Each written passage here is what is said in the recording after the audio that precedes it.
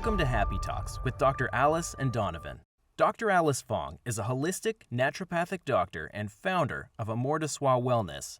And Donovan Jensen is a software engineer and founder of howtohappy.com. Together, they're out to cause more happiness in the world. Hello, everyone. Welcome to Happy Talks. My name is Dr. Alice. This is my awesome co-host, Donovan. And today I have a very special guest, Kari Mitchell. She is a motivational speaker, author, holistic wellness coach, and founder of Lifestyle 120, which inspires mature, seasoned women to overcome limited beliefs and thinking, reclaim their health, confidence, purpose, and power so they can flourish in their golden years. Please welcome TK. Welcome. TK, how are you doing today? Doing excellent. Thank you so much for inviting me. Yeah, of course. Well, thank you for joining us on our show today. Great. So yes, let's start off with just you sharing a little about your story. What led you to doing what it is that you're doing, and why is this so important to you? Yeah, this is a kind of an interesting story. I know that there I say three major life-changing events that led me to launch Lifestyle 120. And these events were going on simultaneously. Well, the first one was caring for my mother, whose health was deteriorating. The second was overcoming my own health issues naturopathically. And the third, wondering what the future held after my 32-year public school teaching career. Now, with all this going on at the same time, I started searching for the answers to what am I supposed to do next? And then I began thinking, is it possible for a middle-aged woman to become more prosperous in every area of her life? And if so, what would be the secrets to her success? You see, I knew that I did not want to retire the same way my colleagues had retired in the past. And I was certain that there was more work for me to do to continue my life of service, but in a different way. So I went back to school to get health certified, blended my love for teaching and wellness, and started my holistic health coaching and motivational speaking business at the age of 62. Because I wanted to inspire mature and seasoned women to step into their power and achieve what was most important to them, I used my own experiences and success to create Sprout Your New Life. That's my comprehensive empowerment program, specifically designed to prepare courageous women for their beautiful second half. Now, but my mission is just a little broader. My mission is to change the way people view aging.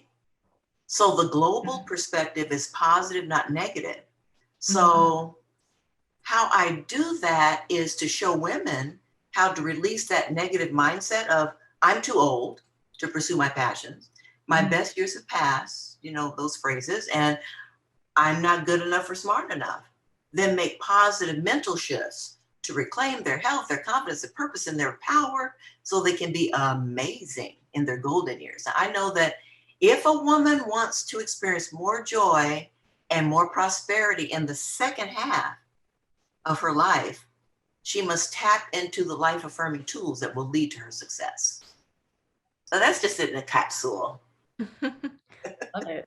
Yeah, so I think there are a number of different topics that you kind of touched on that we will probably get to over the course of the conversation. Sure. I think one of the first things that comes to mind for me, or the areas that I would like to dig into a little bit, is sort of this idea of, this idea of feeling too old or using that self-talk to stop doing things, right? Yeah. And I'd be curious what you see sort of the pattern is around how that develops, or like when that develops, right? Because, at some point you have to start thinking you're too old, right? We don't come into the world that way. So I'd be curious what you see as sort of the pattern around there, how that sort of develops. And then, like you were talking about, some of the off ramps. Yeah, I think that the pattern starts with societal expectations, really. It's sort of, at this particular time in your life, you're supposed to be settling down. Nobody really expects for you to do anything else significant after retirement, those kinds of things get caught up in our brains. And then once these women, a lot of them are just so full, they want to explore and they want to tap into their passions.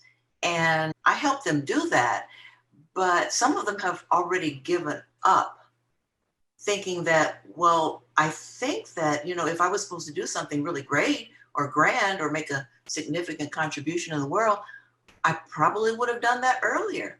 But see, at this particular point in our lives, 50 and over, or 55 and over, 60 and over, it seems like the best time, because now if you do have kids, they're grown and they're doing their thing. Right. And that former life where you were getting up and going to the regular 9 to 5, that may be over for some people. And now you're sitting at home watching the soap operas and you don't feel comfortable doing that because you've got more in you. And so that's where I come in. Yeah, I love that because I also work with a lot of women and, generally speaking, women tend to be like the primary caregiver, Yes, raising the children, and then a lot of them are also working a lot. So it's like them being of service to their family or their job or both in combination. It's like, where do you get time to really have the introspection to be like, what do I really want to do and accomplish? And it's like, finally shove those kids off to school. Like, I got to do what I want to do now. yes. I could see it as like an opening for opportunity. But I guess like my question would be, for those women who feel like it's too late, I'm too old, like what's the first thing that you would say to them or advise them with? Yeah. It's interesting that some of these things I'm going to mention may seem, well, I don't know, they may seem sort of obvious, but then again, everybody's not tapping into this. So right, yeah. I think, people really, it's all about self-care. And I've transformed myself many times over the last 15 years.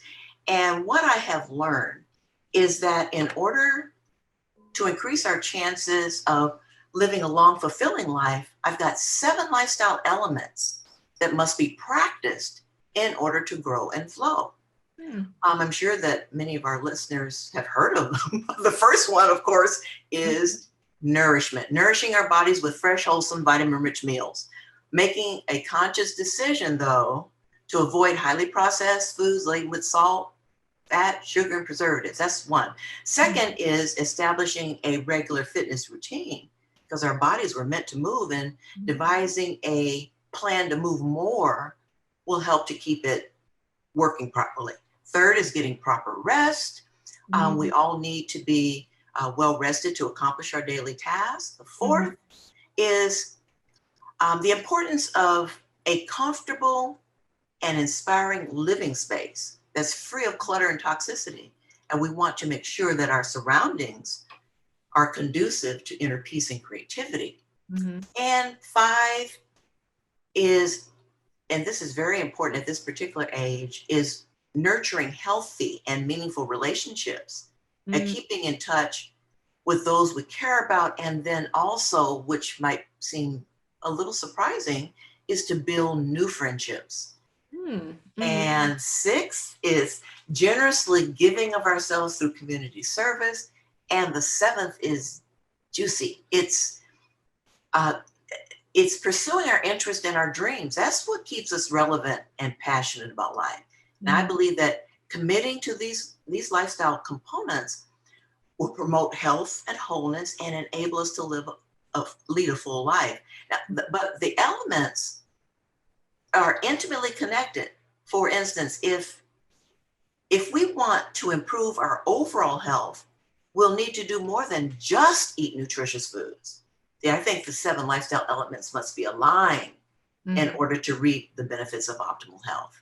And besides those 7, then there's this secret ingredient that is delicious that helps to harmonize everyday living experiences. So what is the secret ingredient? Oh, Ooh, Or are you going to I'm, say that? I'm glad you asked. Yeah. Got So, my attention. right. Oh, okay. So with the seven, okay, so none of the seven lifestyle elements I mentioned are sustainable without the spiritual component.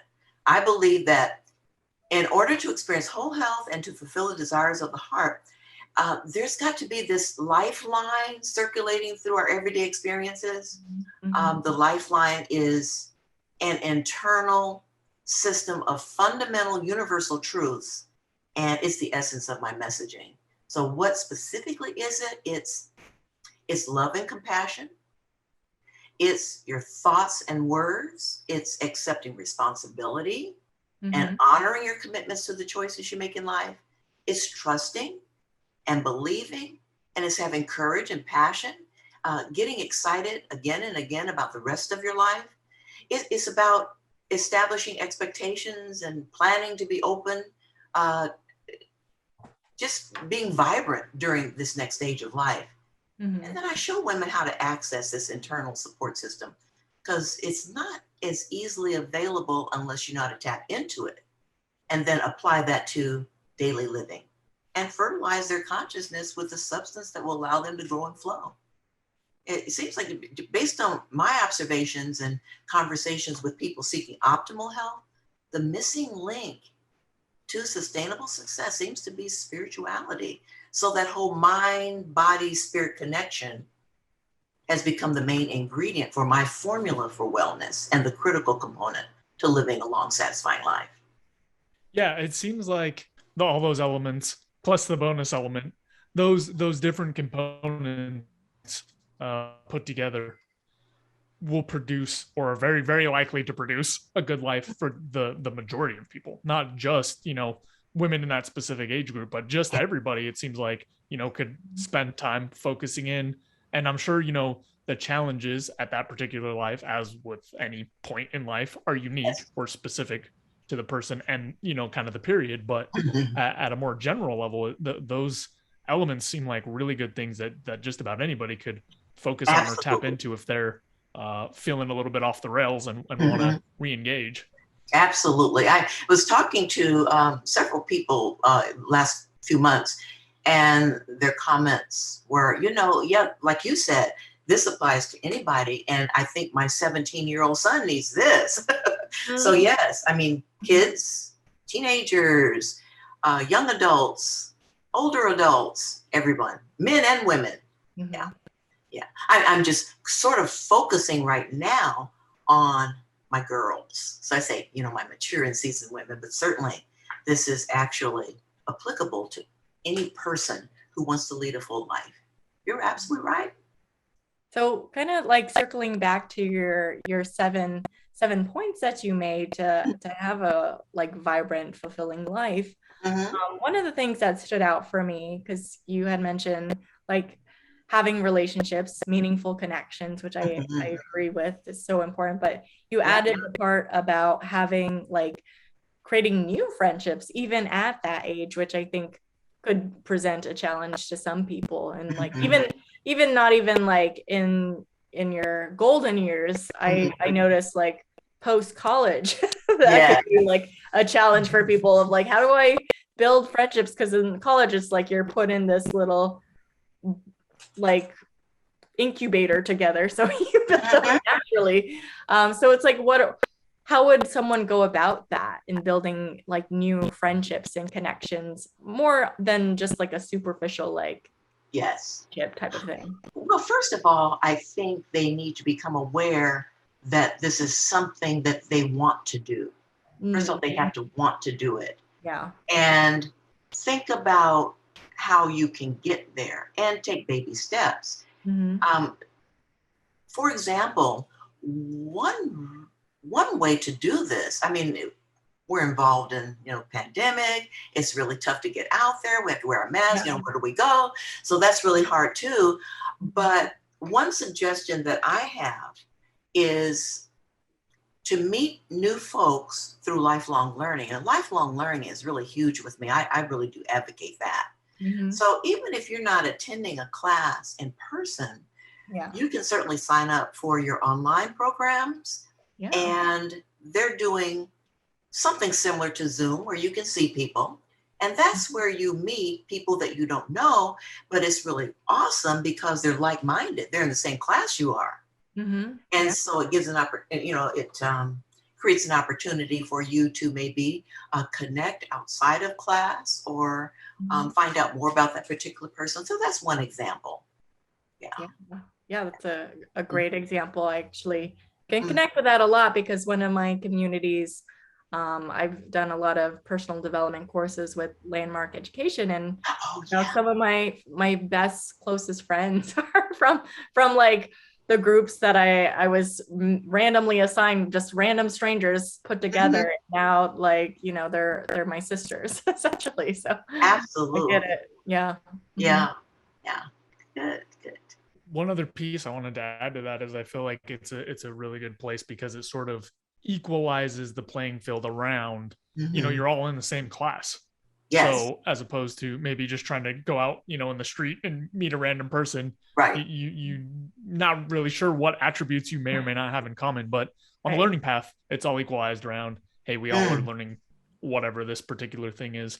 I know for me, again, it's probably not going to fit as well into the demographic we've been talking about, but for me, sports, or that kind of stuff, Yes. just places with a shared interest, Yes. have been really fertile breeding grounds for making new connections, because then Yeah. instead of digging through, the mystery of like, well, do you like dogs? No. Do you like that you already have some sort of shared connection point? Right. You know, that's absolutely true. I didn't mention the gym because some of them are closed and people may not feel comfortable going there. But like say, you go out for your walks, you go out and enjoy nature. And if you have a poochie, other people may, and that's a discussion point right there. Like, oh, what a cute doggy. And what's your name? And at least you have that thing in common. You like to walk and you like dogs. So yeah, there are other ways, but you have to want to. And then once you decide that that's what you want to do and that's going to improve your life, then all of a sudden opportunities start popping up for you. Right. Yeah, I think that's really important because I would guess for most people, at least, I'll speak for myself. Historically, a lot of my friendships have just naturally shown up, and I've realized in the last few to several years, they haven't been showing up as much, but I haven't been intentional about it, and it's exactly kind of what we're talking about right now, which is if you're not making an effort, these things aren't going to just fall into your lap most of the time. For some people, sometimes, maybe, but in general, probably not. Yeah, that's the key word, intentional. Yeah. Yeah. The other thing, when you were mentioning the initial elements of an energized, fulfilling life, you did mention like pretty obvious things that seem like basic, like, yeah, of course, eating well, exercising, sleeping well, which I have the same thing where I know people like everyone knows this, but they're not practicing it is the bigger challenge. So it's like, when those pieces aren't in place, what would you suggest for them to be supported in building like these healthier habits that they know they need to be doing, but they're struggling with the doing of it? Yeah. And like I said before, it has to be intentional, but then that's where you include those principles I talked about, the universal principles, the love and compassion, all of that fit in. And once that gets inserted into these 7 components that people understand, and they can go through that and say what is holding them back or what is causing them not to be successful. Just as an example, we make these New Year's resolutions, right? And where are we now? Oh, I gave that up back in late January, or my New Year's, what happened to those? But then again, you're thinking about, I'm thinking about this one particular client who wanted to lose weight, and she was really all over that. But her reason didn't sustain her. The reason was So she could get into this gorgeous gown that she had purchased for her daughter's wedding. After that, well, okay, you can go through all this work. You've got to have a sustainable reason, your big why. And it's not because of the wedding, it's because I personally want to be healthier so that I can live my best life. That's just an example and because I love myself so much that I want this for myself and for my family and for my friends.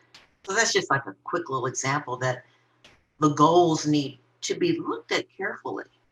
Figure out, now, where are you going with this? And the why. Yeah. Yeah, that kind of think about that or configure that idea is around sort of like values and goals, right? So you can have these goals, but they need to be tied back to some sort of a value, which in this case would be like health, right? Yes. You know, I want to be in a certain kind of shape. Yeah. I have a goal of fitting into this particular thing, but the value is this more core health piece. Exactly. I just bring it up because that's the way that I, sort of contextualize these things. On another note, I wanted to ask a little bit about, this spiritual piece that you mentioned. Oh. Let's say that I come to you and I say, you know what? I don't really know, I don't have any development here. What would you recommend to people as sort of a starting point to sort of tap into that piece that ties the rest of these elements together? Yeah, and there are quite a few exercises, that I take people through in order to get to that point. But I'm glad you brought that up because I know you understand spirituality, but a lot of people do equate spirituality with religion. And so I just want to be clear on that. And maybe I should say something about that because when I refer to spirituality, so I'm not talking about a particular religion. To me, spirituality transcends religion. So it really doesn't matter what religion you are or what term you choose to describe supreme power. The spirituality is that inner peace and knowing. It's your truth. And so I'm talking about a guiding force, whatever that is, acknowledging, having access to, and trusting a higher power that connects you then to your higher self and the world. And because spirituality, I look at spirituality as life affirming wisdom. And because it's very personal, I'm sure everyone on this call can describe what it means to them based on their experiences and faith tradition. So because it's the guiding force and because it's the higher power connecting you to your higher self, we start there, with those negative comments like, is that your higher self? I mean, that's one way to start, but there are tons of activities that I would carry them through to get them to that particular place. And then we apply those then, like I said, to the lifestyle elements.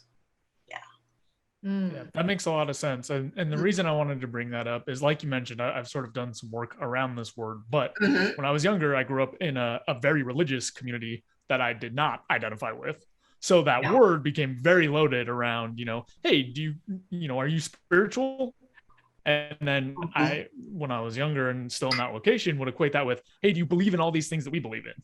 And so it became, conflated. So I'm really glad that you picked apart some of the pieces there and some of the ideas because, depending on where people are, like you said, they may tie that directly to, oh, this is religious. Oh, this is a specific religion. Yeah. And it doesn't need to necessarily be that. Absolutely. I had another question or maybe request. If you can, I don't know, maybe it's too heavy of a lift for this podcast, but I would be curious if there are any exercises, like one specific exercise that we could maybe try or start, or you could describe. And if it's too much, totally understand. But I'm curious what some of those exercises are. Yeah. Well, I think initially for our listeners, just not going through my program, and getting in touch with themselves. And it's a really good question. Where do you start? Well, I noticed that people really don't take time with themselves. I mean, they're rushing around doing this, that, and the other, and crossing off things on their to-do list. And I would recommend to just get in touch with your heart, your soul, is to spend time in nature. And so that way, just spend some me time every day. And then something will sort of click. If that's all you're doing is just saying, okay, I am going to spend 15, 20 minutes every day for myself, either in a special part of my home, my sanctuary, whatever you want to call it. They may not have one. Go out into nature and don't carry your earplugs with you and that, all that stuff just so you can hear the birds and the dogs bark and the plane overhead, whatever it is, just so that you can hear nature. You can hear the things that are going on, man-made things that are going on in our environment too. But just if you can get out into a park setting would be excellent. And take a walk, sit on a park bench, inhale the fragrances. It's a whole sensual experience. I mean, the eyes and the ears and the taste and the touch and all of that. Just become mesmerized with that. Mm-hmm. It'll put you in a different space.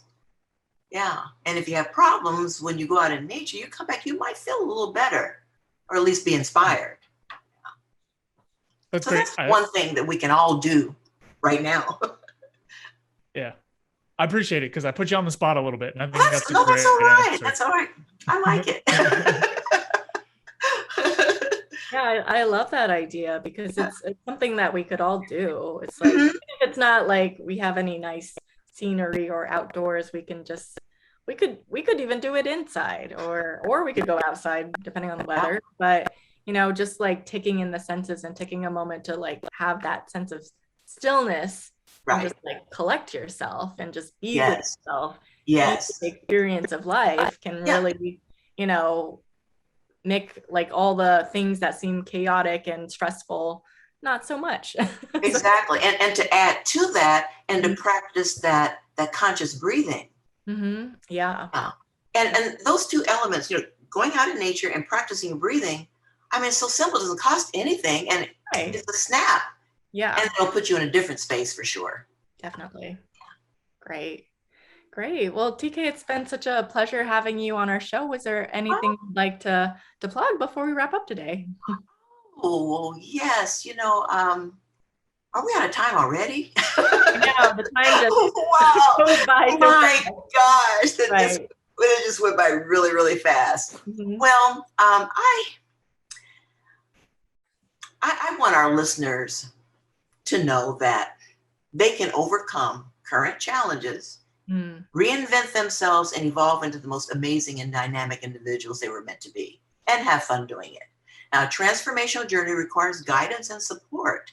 I invite our listeners to visit my website, lifestyle120.com, and sign up for my complimentary weekly blog and newsletter to get inspiration, wellness tips, recipes, and more. And then they'll see my program, Sprout Your New Life, there, and they can access that and see what that is all about. And I invite everyone to please subscribe to my YouTube channel and follow me on social media. I'm on Facebook, Twitter, LinkedIn, and Instagram. Awesome. Do you want to give us like a quick overview of what the Sprout Your New Life program is? Oh, okay. I'd love to. We have time for that. That would be great. Yeah. So I'm just so excited about this program. Sprout Your New Life is my online spiritually based empowerment curriculum for mature and discerning women who are ready to release the negative belief patterns and make the second half of their life their best years. Now, it's a comprehensive program, is based on a system of fundamental universal truths that we described earlier that can be applied to everyday living in order to promote growth, transformation, success. Now, covering all aspects of a woman's life, including lifestyle, relationships, purpose, and more. Our program is designed to uncover roadblocks that may be keeping a woman from moving forward.